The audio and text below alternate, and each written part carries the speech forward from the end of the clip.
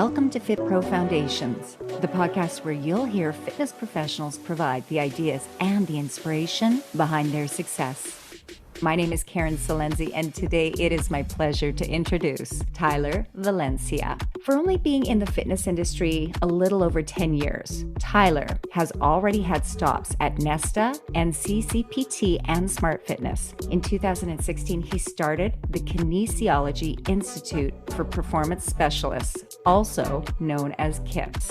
In 2020, he relaunched Time to Train Fitness, which is an online exercise platform that specializes in live and on-demand workouts for those people wanting to work out at home. Tyler holds both a bachelor and master's degree in kinesiology and will be completing his PhD in health and human performance. Tyler, welcome to the show. Thank you, Karen. It's always great to connect with you. And I'm sure that we'll probably joke about it later that even just setting up this episode, I can't even tell you. I can't tell you. We spent 28 minutes just chatting because of how much we enjoy our company. So it's great to get a recording in and talk about all the things that you planned for the day. Our discussion today, and you may hear us giggle or joke around about a few things because we have talked a lot in the past and we connect on a lot of things. Ultimately, at the end of the day, what we want to do is make sure that listeners understand all of the resources available to them so that they can elevate their business practice. Let's get into the show, shall we? I love it. I love it. Fantastic. So for those listeners that aren't fully aware of what Kips is, what do you want to let them know and understand about Kips? Yeah, this is a good one for even me with how I want people to portray Kips, because that's something that probably I should think about more when I'm thinking about adding a new course or the direction or where time should be spent.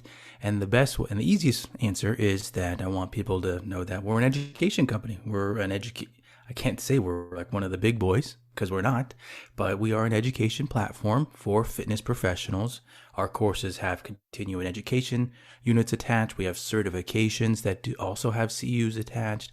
And essentially, we're just a smaller company. We don't have the marketing budget of the big boys, so you're not going to know as much about us, but we do have a lot of free resources, and our education is different. We really try to offer courses that you might not typically see. Of course, we have some of the regulars. We have the PT program, we have a wellness coach, we have group exercise, but we also do have things like Indian clubs. We do have an online aqua course. We have things that you're typically not going to see at the other ones just because of the topic, and that's kind of how one of the ways we grew the company was just offering different courses in hopes that people would be, okay, wow, that is different. I do want to learn it. I'm happy that this is in an online format. When you were saying that, a number of thoughts were going through my head. The first one being, wow, how much work did he have to put into coming up with this concept and building the platform and reaching out to all of the people that will benefit from everything that Kips has to offer. And even though you are differentiated from what you call the big boys, there is definitely a market for you. And this is what I love about the fitness industry, because just like personal trainers, just like group fitness instructors, there are a plethora of opportunities and clients available to us. And you don't have to be like everyone else. You can find your people. And that's what I think that you have done with Kips. Can you tell me what really was the driving force behind the original creation of Kips? What did that look like in your mind? And what did you see was missing in the industry that made you step up and provide this? Going back to 2016, and it's really one of those things where it was more of I got to take my shot, do something I've thought about, something that I enjoy. I had already worked for, as you mentioned in the intro, I already worked for 2 of the top 10 education companies in the States here. And at one of them, I was an executive. And at the time, I hadn't started a family. So I was like, okay, I do have the time to start something if I wanted to. So I kind of had a conversation with my wife. She was my girlfriend at the time. I was like, hey, I'm not fully happy at my job, even though it was a great paying job. When you're an executive at one of them, it's a great paying job for a fitness pro. And I looked at it and it's like, this could be my opportunity. I should take all the skills that I've learned over the years and things that many Fitpros, you're like, wait, you know how to do that? In terms of making websites, knowing how to constantly keep your website up to date with SEO items, filming, editing, content creation, all these types of things. And it was like, yeah, she basically, my wife just said, yeah, let's do it. Like, you have this opportunity to do it. I know you can do it. And so I basically pulled from my time working at the different companies, and also my time when I owned my own boot camp, like my own live boot camp. That was more of like the business and learning the business stuff of, okay, here's how you make your own website. Here's how you market in a local area. Here's how you get clients. But from the other companies, the educational companies, that was where I was learning how to make content with the filming, the editing, all that kind of stuff. So I basically mushed those together. And the turnaround time from the time that I left NCCPT to starting Kips, that was about a month. And I launched Kips within a month, and we had 3 courses right off the bat. The driving force behind it wasn't that special. Like, that's one of the things that I have no problem admitting was that, and this was where I feel like I made a mistake, was that I didn't differentiate Kips from the beginning, that I just set out to do things better in my mind, do them better, do them at a low cost. And that was kind of the outlook that I had, or that we had when I worked at NESTA, was that doing stuff at a low cost, but still providing quality content. And so I took that kind of mindset and applied it with Kips, and things they were fine. But it was after maybe a year that I realized, okay, I have to do things differently, and I have to look at business differently if I want to continue down this road. And that was where things started to roll into, okay, let's try different courses. Let's try kettlebell. Let's try Indian clubs, steel clubs, stuff like that, which really helped open us up to a different part of the fitness industry. That items that were getting popular, that people were like, okay, I wish there was more education about that. That really helped us in that spot in trying to network it in that capacity. And I have to note that being different, not just for the sake of being different. I feel like you hear that a lot of these days, is, oh, we want to be different, but really making sure that there's a reason behind it. You're not just, okay, we're going to do things a different way just because we want to be able to say that. There has to be a reason behind it for your business. And so I almost think about it as, we keep that in mind, but also at the same time, we keep this ideology that we want to do things great. We want to make sure that if we say we're going to do it, we're going to do it, and we're going to try and do it well. So especially with a small business, you're crossing all those T's, and you're making sure jobs get done and they're getting done well. You can't make as many mistakes. If you only have one shot to attract a new audience, to potentially get a customer from a bigger company, you got to make sure it's good. And it's motivation in that way. The whole different thing and differentiating ourselves, it's almost like it's a motivating factor, because there's a lot of creativity in there that you don't really think about. And it's things like this podcast, YouTube, and the ways that we use social media platforms.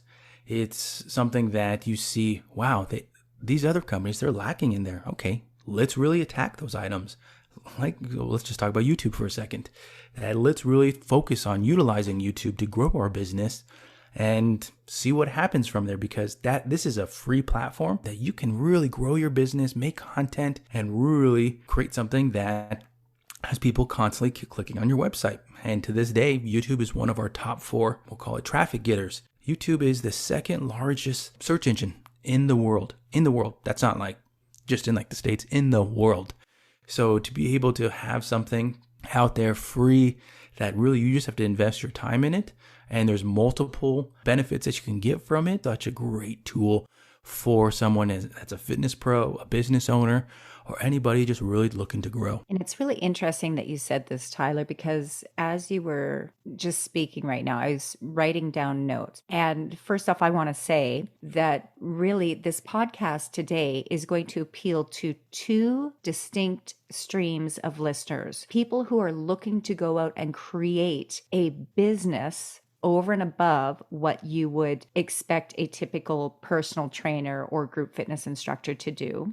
which I love because I love the fact that people understand there are opportunities out there in a multitude of ways that they've perhaps never even considered before. And I think that what you're talking about here is going to shine a floodlight on that. But also, you're really highlighting the fact that Kips is there to provide education in the big certifications, group fitness, personal training, but also specializing in some of those areas that, again, you have used your talents to hone in on and say, there's a business opportunity here. And there is a market that we can serve by focusing on some of these different types of equipment certifications. So this is so great. And I love the fact that you use the word mushed, a very technical term, mushing.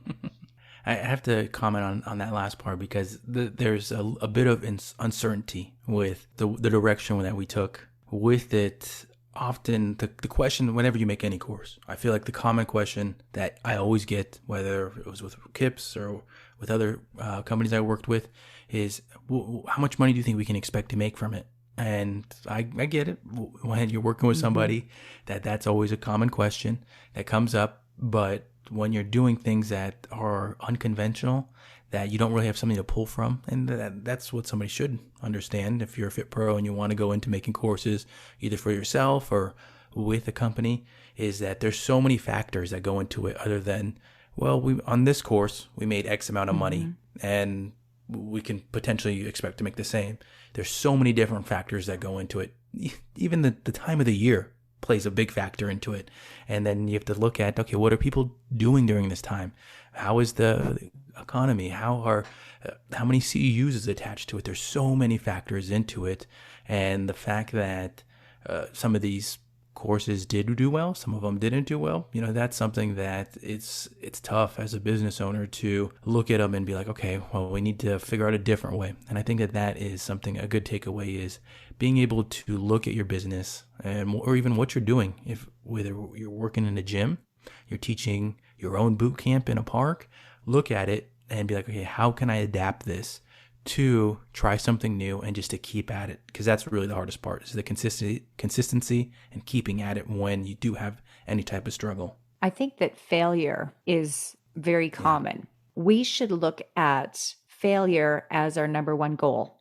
And I know that sounds really funny, but you'll understand this because it's when you fail at something that you learn from it. And it was interesting. I wrote an article just recently for WIFA, the Women in Fitness Association.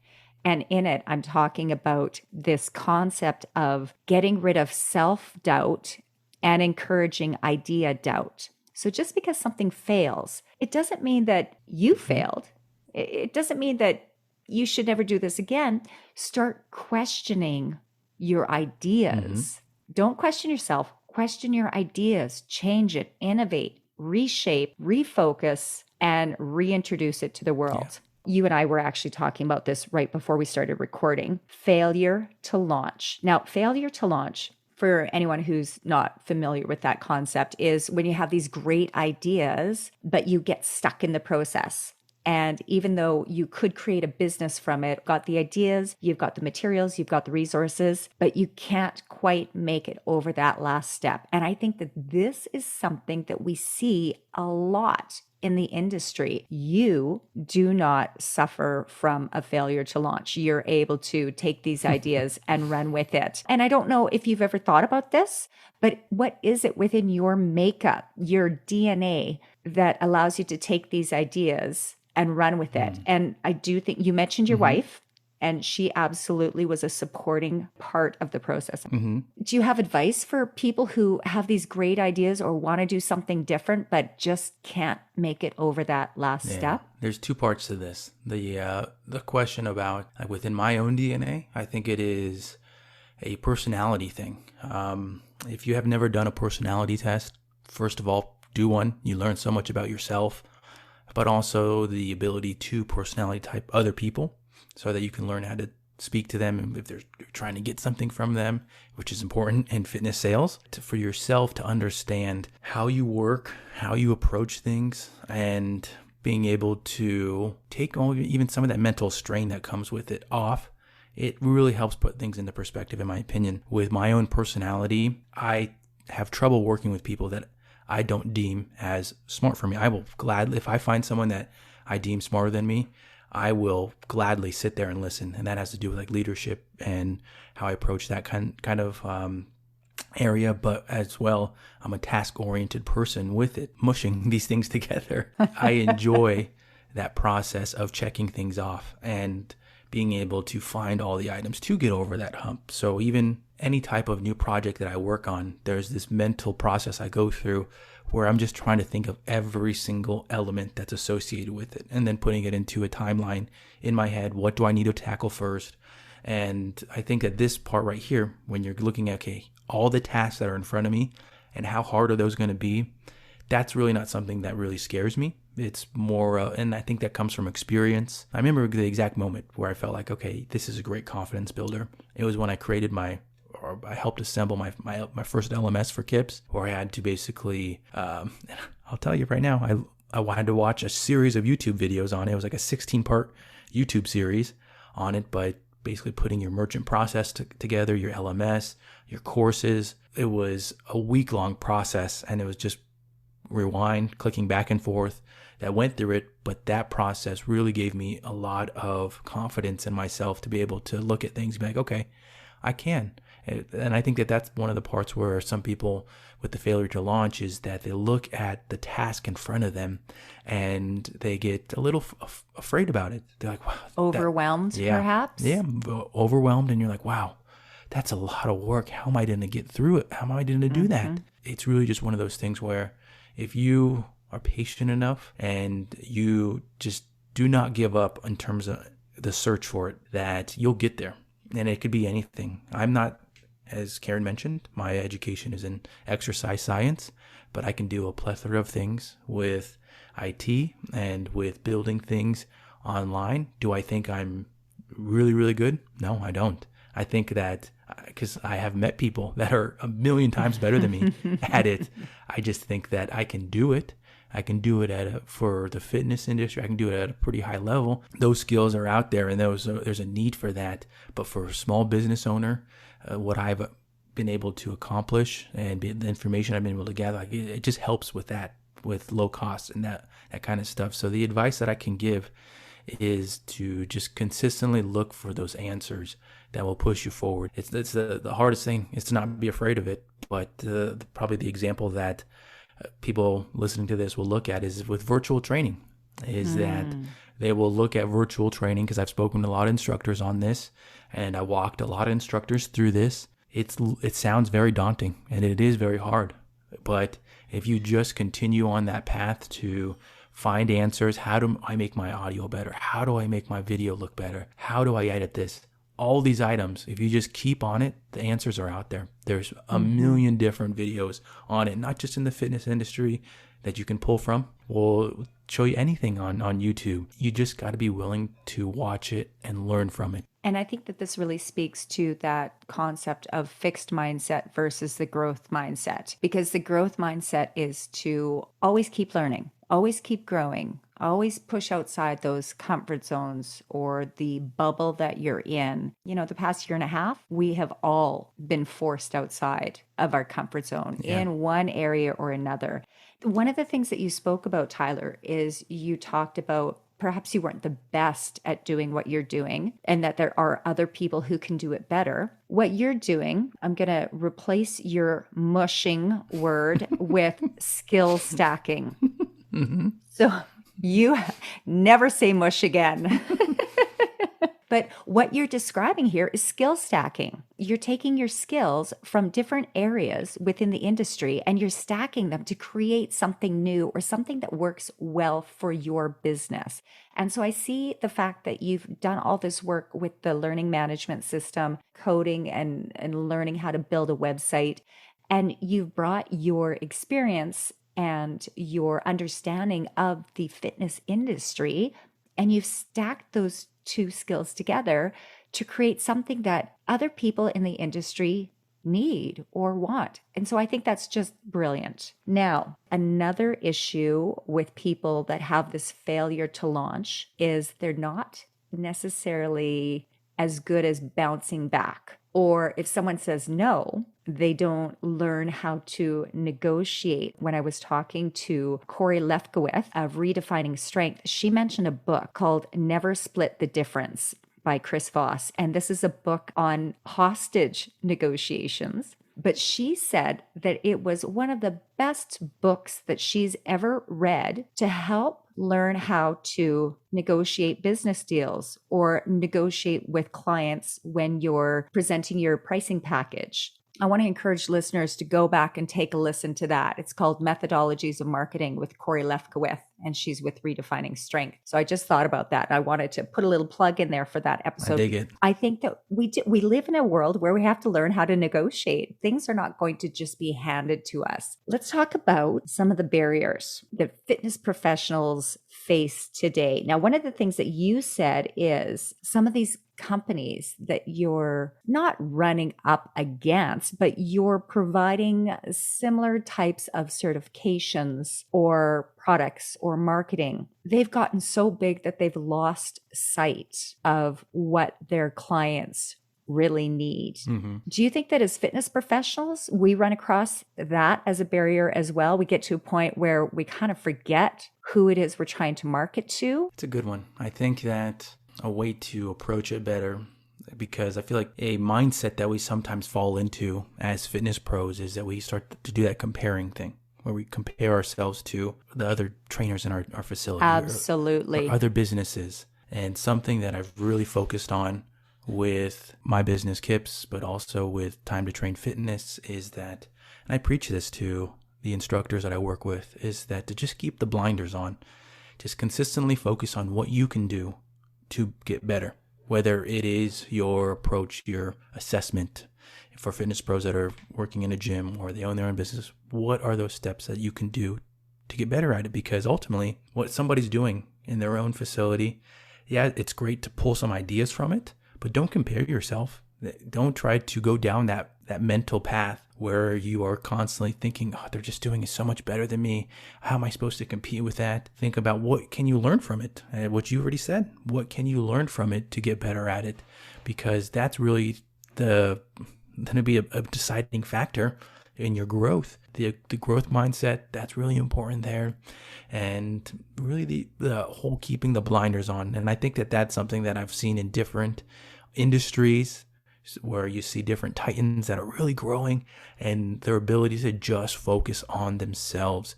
And that if you are investing in yourself, if you are taking time to watch videos, watch lectures, watch and read different items that are going to help your own business, help your own growth, I think that that is great. What else do you see as barriers for fitness professionals? And because I'm all about providing opportunities or actionable items, not only what are the barriers, but what can they do about it? Oh boy, I'm going to be honest with this. And in previous years, like when I've been on podcasts or when I've done recordings for my own with the Kips podcast that I run, there's a level that I won't usually cross to just for the sake of making sure that people enjoy the podcast. And so my answer is Tyler, yes, be good. I am. I'm trying. I will say a big barrier that we all face is the industry that we work in. And that's something that I'll tell you that I even spoke with somebody that's on the board of one of the big organizations out there recently. And I know that there's change happening across the board. But the industry that we work in, there is a lot of backroom deals. There's a lot of, I'm going to help my friend. I'm going to help this person that I like. I'm going to give them the job instead of the person that deserves it. And you see it across the board. You really see that if you're working in a gym, somebody getting a promotion when you probably deserve it. You've maybe been in those shoes. Or if you are looking to speak at a conference, you might see that, well I have a very solid topic. It's new. It's innovative. Hopefully a lot of people are going to benefit from it. Why is somebody else that talks about the same thing? And I've heard that in different ways. I've heard from people that go to conferences that are speakers and basically them ranting about somebody joking about how they use the same exact lecture for almost 2-3 years.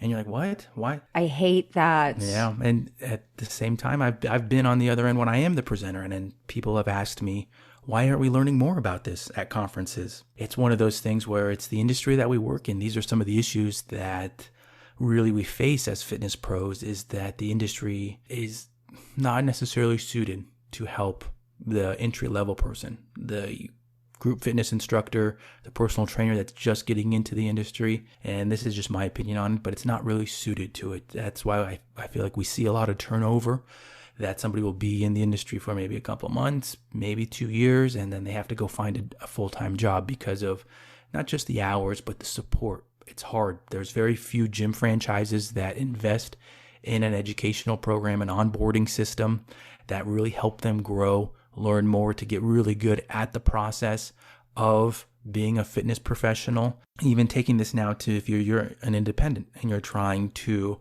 grow your own business as running a boot camp, or even just being a personal trainer, working at a gym, the resources that are out there they're hard to find sometimes. You don't see as much in terms of, marketing or building your own website or the ability to get a full certification, and that those are not as popular as they should be, in my opinion.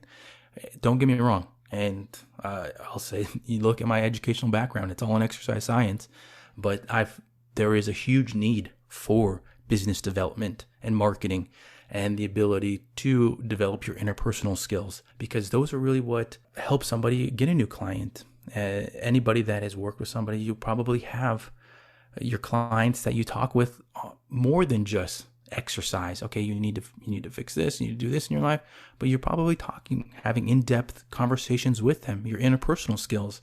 And how did you get there? You had to market to them. You had to build that relationship. And those are the items that hopefully there will be more of in the future. I can tell you that is something that we are working on at Kips. Ooh, that's exciting. It's been in the works for a while, but it's something that I feel is a big need these days. Looking at what's happened over the last year, how can fitness pros grow even further down that road? And really it comes from a place of how can they be more independent? Even if you are working for a facility, how can you be more independent within that facility? Be able to grow your own business, be able to stand on your own. Because one of the things that I really enjoyed seeing, and this sounds kind of bad, but I liked seeing Fitpros growing outside of the gym. That when the gyms had to close down, that Fitpros, they took things into their own hands and they grew their own businesses virtually. And they had that part of their lives. They had that freedom. And now they weren't the ones depending upon the gym to hopefully get a pay raise or to hopefully get more clients. They took it in their own hands and grew their businesses.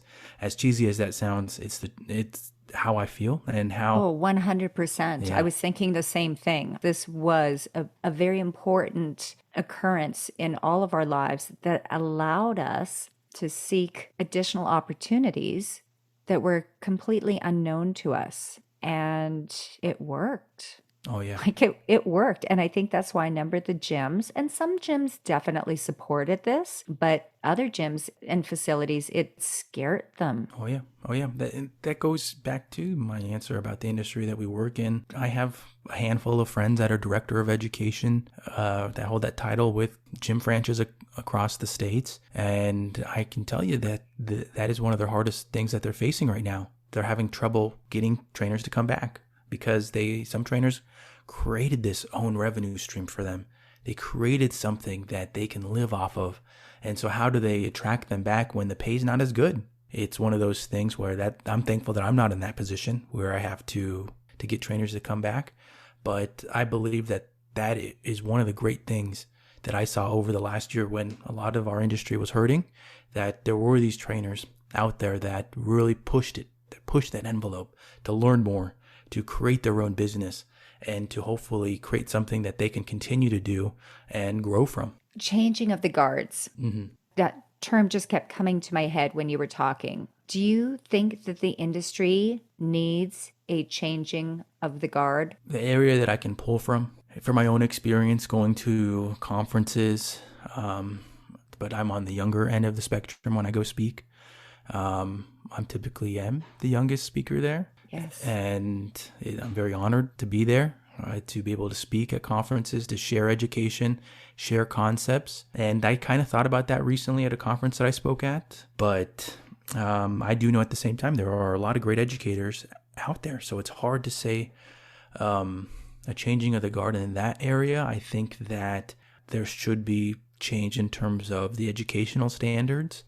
The one that I'll quickly share is the barrier to entry is not as high as it should be, in my opinion.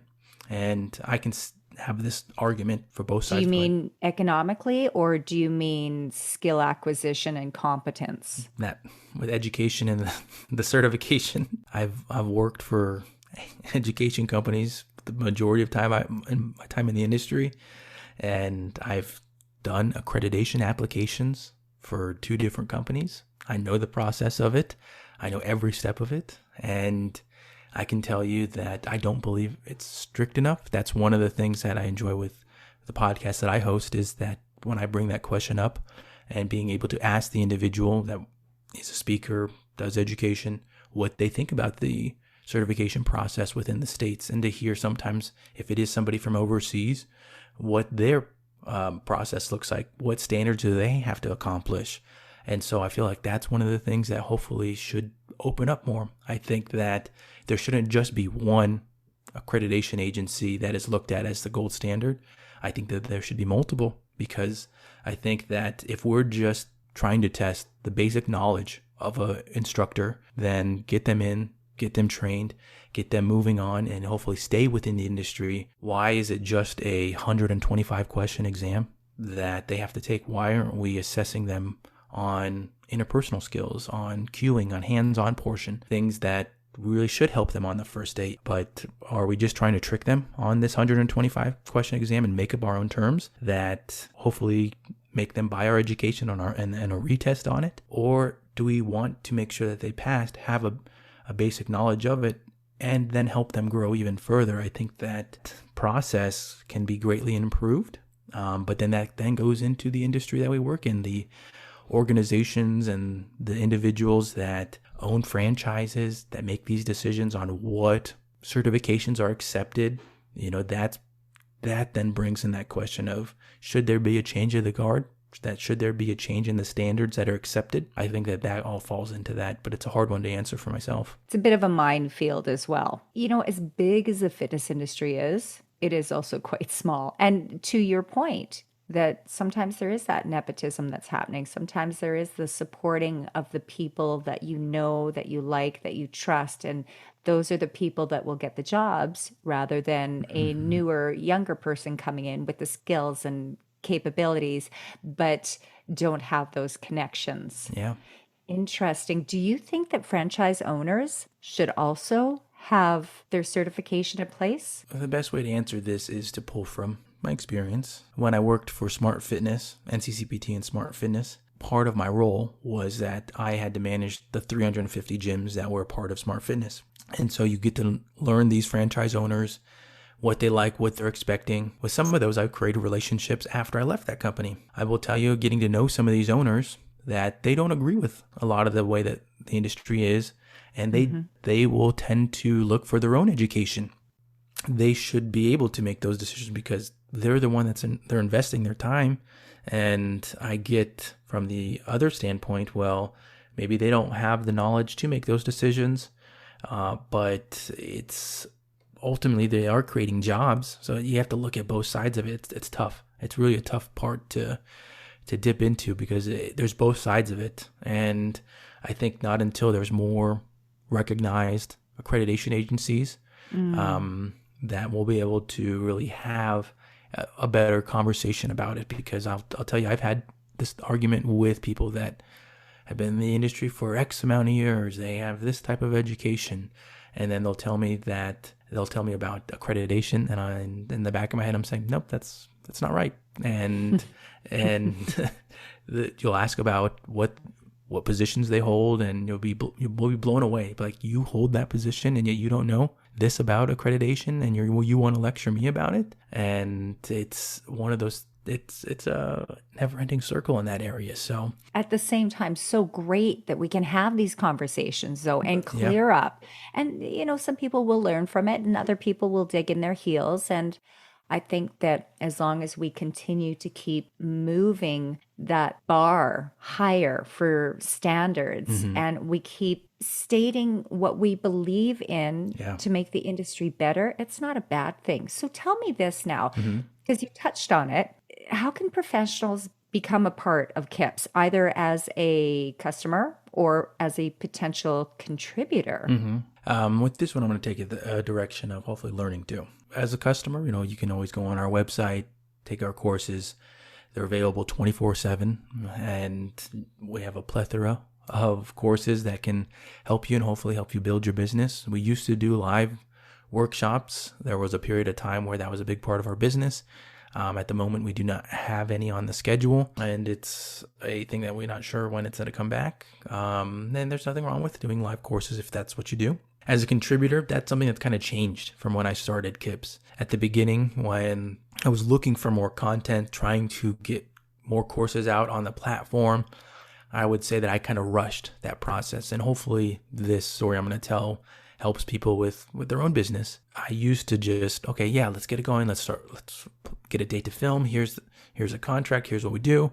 Let's start. Let's go. And as I've grown Kips more, I've realized that I prefer to create a relationship with them, have a relationship that you learn more about them, that, okay, let's have 3, 4, 5 meetings before we even start anything and make sure that this is going to work, that our personality is going to match, that we align in that way. Because it is a business relationship. You're bringing on a business partner, Yep. essentially. Oh yeah. And that goes into our expectations with it, that I want to make sure that it's going to go both ways. And you're 100% right with that. It's a business relationship. And I think that when I rushed this, there were times when that the business relationship was not as good as it could have been. And the expectations I have go back to us being a small business, that we are still a small business. We don't have that type of marketing budget of bigger companies that you see constantly. You see them at conferences, you see them online, you see them marketing, you see them in the commercials these days. We don't have that type of budget. So we have to do things differently. How we utilize YouTube. I'm going back to bringing up YouTube. That often I will talk with the instructor about, will you be willing and able to make YouTube content, which I will help them with, that we can basically market the course through, that we can put up free information out there on YouTube that's out there, that we can then put on social media, that we can put on our blog, that we can put in the newsletter, that we can constantly keep that marketing train going in our own way. And are they going to be able to do that? And if the other person thinks that they can't do it, then it's one of those things where we'll run into this issue. That will run into an issue where you might not be as happy with sales that are coming through. If you can't keep that constant marketing train going, consumers, they just move on to the next thing. You think about it. When you post something on social media, you got to immediately go to, okay, what do I post next? How do I get that consistently coming out? Because people just scroll. They see something, okay, they like it. Maybe they click on it, maybe they don't. They just keep moving on with their life.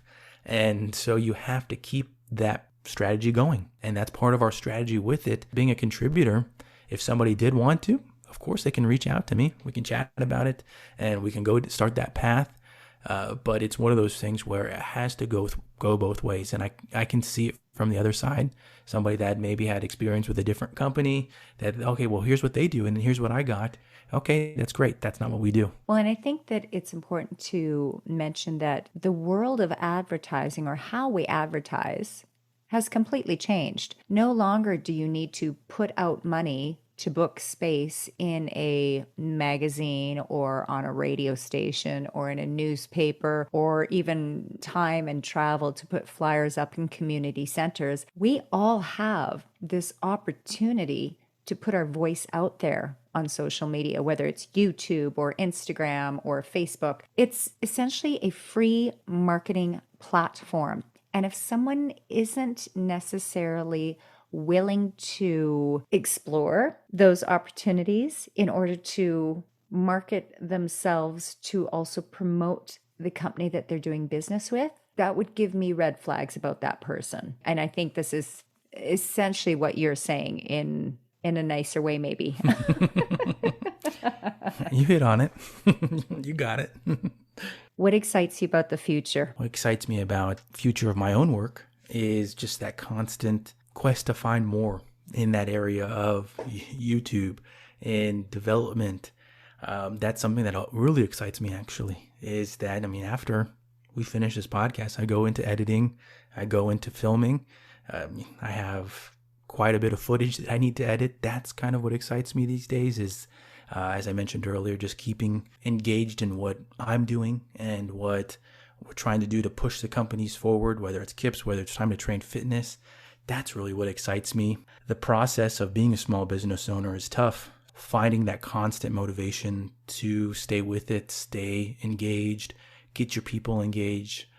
That's really what keeps me going. And I think that on the horizon, there's more networking opportunities that we're working on for new courses with Kips. Definitely excited in that department. I love the fact that you approach everything with optimism. When you're looking at the industry, you're able to see these paths forward while also learning from your experience with some of these other companies about things that worked really well, things that didn't work so well, and things that you can change to make a difference. And this is how I approach my work with the public and with my clients and with anyone that I'm doing business with is what can I do to help you be more successful? Because at the end of the day, if I can help you be more successful, then you'll want to work with me more. Oh, yeah. And I see this in your attitude. What do you think that fitness professionals right now could immediately do to improve their current business practice that'll really make a difference in their lives today? Oh, yeah. I just want to take a second to go back to that last point you made about being a leader, being a manager. And then I'll jump into this question because it's something that I've been stewing on. And I've shared with my wife about it. She's the one that has to listen to all my vents and all the times, all these ideas that I have. She's a good woman. She is a good woman. It's mostly in the car and it's mostly me venting. But as a manager and as a leader, one of the things that I've really been thinking about a lot lately is that leaders and managers need to take more responsibility of what they can give to make their instructors, their employees, their contractors, whatever it is, more successful. One of the things that almost frustrates me, but something I always have to correct, is with the instructors, they constantly want to say sorry. They're sorry that they don't know how to do virtual training. They don't know how to put together a course. But why should they say? They shouldn't be saying sorry. They shouldn't have to be put in that position. I think that's almost a reflex just based off of our society these days, that people want to constantly say sorry for something they don't know. But in reality, they haven't been given the tools to succeed in it. That is one of my biggest peeves about managing, about being a leader, is that we need to do better in giving our people, whether they're instructors, whether they're contractors, whether they're employees, about giving them the tools to succeed. Because if they don't have those, they're constantly going to be in a position where they're questioning their place, they're going to be questioning if they're doing things right, but how do we build confidence in them? And I think that that's giving them the tools to succeed. The best example I can give is with an individual that works with Kips, that the way that I've approached him, and he says this all the time, that he's just shocked with, maybe my approach to things, but it's more of okay, how can I give you more tools to be better, to get things done? Because oftentimes I feel we get put into positions when you are an employee or when you pick up a new job that somebody will just be like, oh, here you go. Okay, just start working. And you're sitting there like, wait, what? What do I do? How do I move forward? What am I supposed to be doing? And that is on the company, that they are not providing their individuals with those tools to succeed. So I think that we're in the same area with that, but that's my small vent before I get to this last little part about business practices.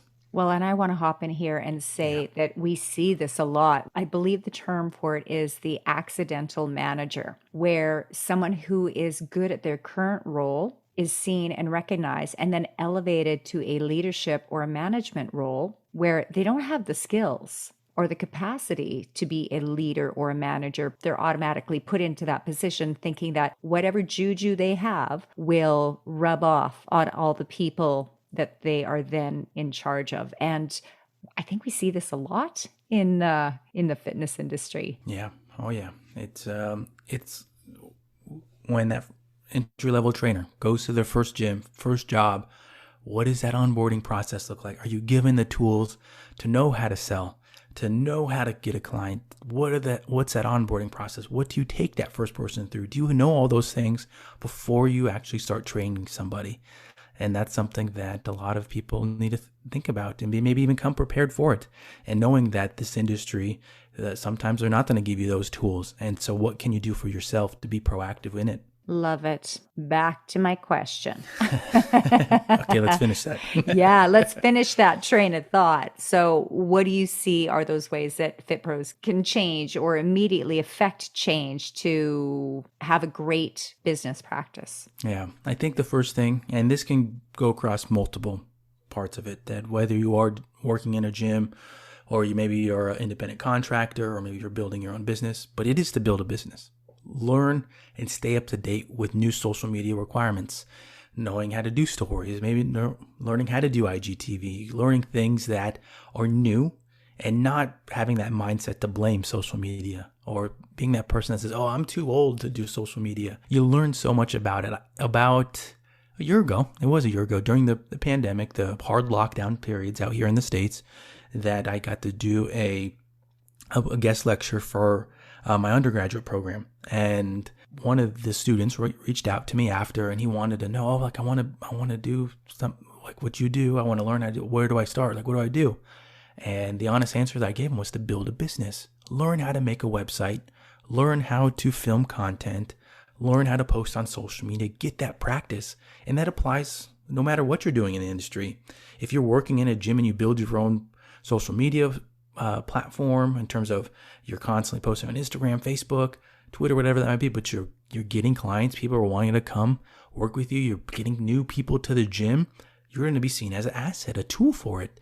And if you have a website too, same thing. It just helps bring more people in. You're going to be a star at that gym. If you're running your own business, all these items are a bigger requirement, but you got to learn how to stay up to date with them, do all these things, learn how to do them well, and just constantly be down that path because you learn so much about it. The next thing would be to use YouTube. Okay, I'm taking notes here. As an education tool, but also as a marketing tool and a potential business too. If you want to learn how to do all those things I just mentioned, make a website, post on social media. What are the requirements for posting on Instagram, for posting a story? How should I be holding my camera? What are the best practices? All those types of things. Go to YouTube. There are thousands, if not millions of videos on these topics. And it's a great free tool to build that way. But if your marketing tool, as a marketing tool, also, if you're creating content for YouTube, building a library of exercises, building a library of content where maybe you're talking about being consistent in your workouts, about maybe wellness tools, items along that path, YouTube. It's a free place for you to host your videos, post them on your blog after, send them in a newsletter. It's a great tool in that area. And if you're getting good at it and it's great content and people are watching it, all of a sudden you opened up another potential business for yourself where you can make money off of YouTube. So go to YouTube, learn it, use it, and go utilize it as much as you can.